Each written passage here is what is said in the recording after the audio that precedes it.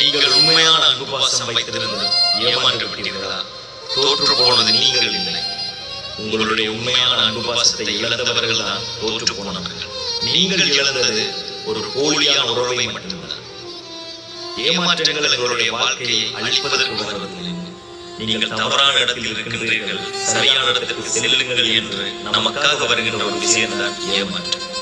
ஒரு உறவு நம்மளை விட்டு போய்விட்டது என்றால் என்னுடைய வாழ்க்கையை அழிந்து விட்டது என்ற அர்த்தமில்லை.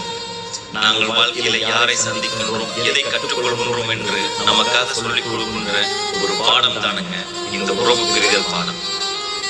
நம்மை புரிந்து கொள்ளாதவர்களுக்காக, நம்மை வேண்டாம் என்று சென்றவர்களுக்காக கண்ணீர் சிந்திக் கொண்டிருப்பதை விட நமக்காக ஒரு நேரம் வரும், நமக்காக ஒருவர் வருவார். அவர் வரும் பொழுது இந்த தோல்விகள், இந்த ஏமாற்றங்கள் எல்லாம் காலுக்கு தூசாக தெரியுங்க. உடைந்த கண்ணாடி கூட உருக்கப்பட்டு ஒரு புதிய